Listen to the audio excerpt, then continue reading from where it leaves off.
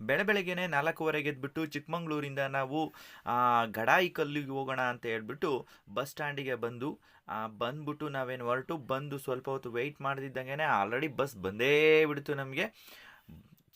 ಇಡೀ ಕರ್ನಾಟಕದಾದ್ಯಂತ ನಮಗೆ ಬಸ್ಸಲ್ಲಿ ಶಕ್ತಿ ಯೋಜನೆ ಇರೋದ್ರಿಂದ ಎಲ್ಲೂ ಸೀಟ್ ಸಿಗಲ್ಲ, ಎಲ್ಲರೂ ಪ್ರಯಾಣ ಮಾಡ್ತಿದ್ದಾರೆ, ಪ್ರವಾಸಿ ಸ್ಥಳಗಳನ್ನು ನೋಡ್ತಾ ಇರೋದ್ರಿಂದ.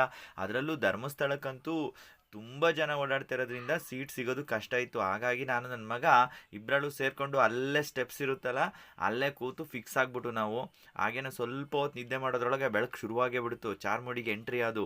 ಅಲ್ಲಿನ ಸೌಂದರ್ಯ ಸೊಬಗನ್ನು ನೋಡೋದು ಕಣ್ಣಿಂದ ಮಾತ್ರ ಸಾಧ್ಯ.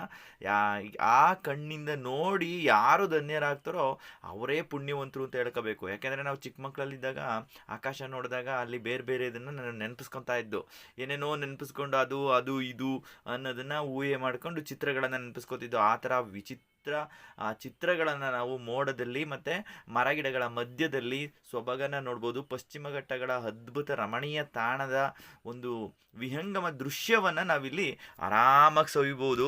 ಅದಕ್ಕೆ ನಾವು ಬೆಳಿಗ್ಗೆ 5 ಗಂಟೆಗೆ ಹೊರಟಿದ್ದು. ಅಲ್ಲಿಂದ ಬಸ್ಸು ಕರೆಕ್ಟಾಗಿ ಚಾರ್ಮುಡಿಗೆ 6 ಗಂಟೆಗೆ ಶುರುವಾಯ್ತಾ. ನಮಗಂತೂ ಅದ್ಭುತ ನೋಡೋದಕ್ಕಂತೂ ಕಣ್ಣೆರಡು ಸಾಲದು.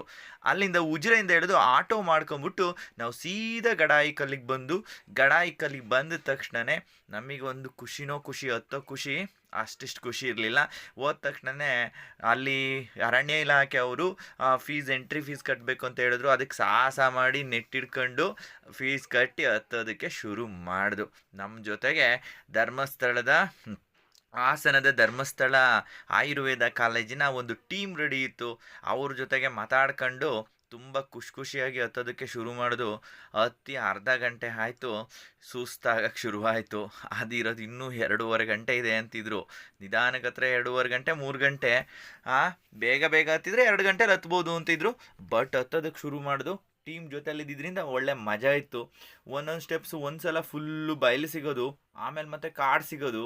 ಅದರೊಳಗಡೆ ಸ್ಟೆಪ್ಸು ಎಲ್ಲೂ ನಿಮಗೆ ಒಳ್ಳೆ ಅನುಕೂಲವಾದ ಸ್ಟೆಪ್ಸ್ ಆಗಲಿ ಹ್ಯಾಂಡಲ್ ಬಾರ್ ಆಗಲಿ ಹಿಡಿಯೋದಕ್ಕಿರಲಿಲ್ಲ. ಆದರೆ ಇಲ್ಲಿ ನಾವು ಬಹಳ ಗಮನಿಸಿದ್ದು ಏನಪ್ಪ ಅಂದರೆ ಕೋಟೆ. ಇಲ್ಲಿ ಇದನ್ನು ನರಸಿಂಹಗಡ ಕೋಟೆ ಅಂತ ಹೇಳಿ ಕರೀತಾರೆ. ಈ ಕೋಟೆಯನ್ನು ನರಸಿಂಹಗಡ ಕೋಟೆ ಅಂತೇಳಿ ಕರೀತಾರೆ. ಟಿಪ್ಪು 1794ರಲ್ಲಿ ಮಂಗಳೂರು ಯುದ್ಧವನ್ನು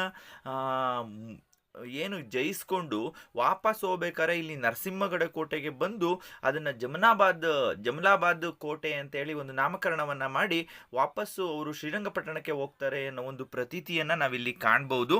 ಹಾಗೆಯೇ ಒಂದಷ್ಟು ಐತಿಹಾಸಿಕ ಮಾಹಿತಿಗಳು, ಪಿರಂಗಿಗಳು ಸಹ ಇಲ್ಲಿದ್ದಾವೆ. ಈಗ ಹತ್ತೋದಕ್ಕೆ ಶುರು ಮಾಡೋದು. ಇದು ಯಾವುದು ನಮ್ಮದು ಸ್ಟೆಪ್ಸ್ ಸಿಗುತ್ತೆ.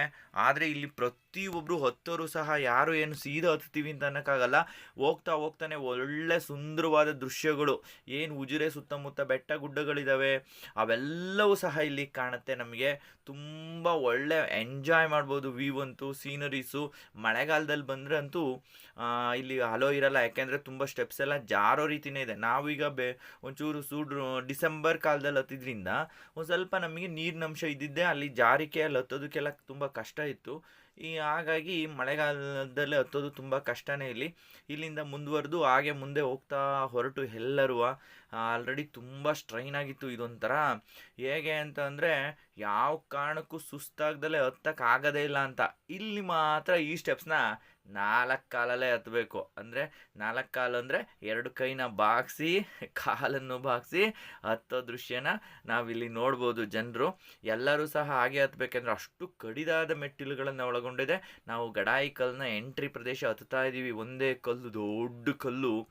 ಹತ್ತೋದು ಅಷ್ಟು ಸುಲಭ ಇಲ್ಲ, ತುಂಬಾ ಶ್ರಮ ಇದೆ. ನಾವು ಯಾವುದೋ ಒಂದು ಟ್ರೆಕ್ಕಿಂಗ್ ಪ್ಲೇಸಿಗೆ ಹೋಗಿದ್ದೀವಿ, ನಾನು ಹತ್ತಿ ಇಳಿದು ಬಿಡ್ತೀನಿ, ಏನು ಸಮಸ್ಯೆನೇ ಇಲ್ಲ, ನಾನು ಎಂಜಾಯ್ ಮಾಡ್ಕೊಂಡು ಹತ್ತೀನಿ, ನಾನು ತುಂಬ ಸ್ಟ್ಯಾಮಿನಾ ಇದೆ ಅನ್ನೋನು ಸಹ ಇಲ್ಲಿ ಸುಸ್ತಾಗಿ ಕೂರೋದ್ರಲ್ಲಿ 2 ಮಾತಿಲ್ಲ. ಕೂತ್ಕೊಳ್ಳೇಬೇಕು, ಇದು ಫಿಕ್ಸ್. ಇನ್ನು ಮೇಲತ್ತಿ ನೋಡಿದ್ರಂತೂ ಅದ್ಭುತವಾಗಿ ಕಾಣುತ್ತೆ. ಹಾಗೇನೆ ನಾವು ಡ್ಯಾಮ್ ಒಂದನ್ನು ನೋಡ್ಬೋದು ಅಲ್ಲಿಂದವ. ಹಾಗೇನೆ ಉಜಿರೆಯ ಸುತ್ತಮುತ್ತಲಿನ ಮತ್ತು ಬೆಳ್ತಂಗಡಿ ಸುತ್ತಮುತ್ತಲಿನ ಪರ್ವತ ಗುಡ್ಡಗಳನ್ನು ಆರಾಮಾಗಿ ಸವಿಬೋದು.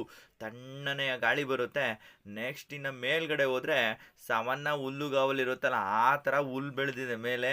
ಒಂದು ಸ್ವಲ್ಪ ಸೂಪರಾಗಿ ಹುಲ್ ಸಿಗುತ್ತೆ ನಮಗೆ. ಅದರೊಳಗಡೆ ಹೋದರೆ ಒಂಥರ ಮಜಾನೇ ಇರುತ್ತೆ. ಮೇಲ್ಗಡೆ ಒಂದು ಸ್ವಲ್ಪ ಕ್ಲೀನಾಗಿದೆ. ಇದೇ ಟಾಪ್ ಎಂಡು. ಈ ಟಾಪ್ ಎಂಡಲ್ಲಿ ನಿಂತ್ಕೊಂಡು ಸುತ್ತ ಪ್ರಪಂಚನ ನೋಡಿದ್ರೆ ಇಡೀ ಪ್ರಪಂಚ ನನ್ನ ಕೆಳಗಡೆ ಇದೆ, ನಾನೇ ಮೇಲಿದ್ದೀನಿ ಅನ್ನೋ ಫೀಲು ಸೂಪರ್ ಆಗಿದೆ.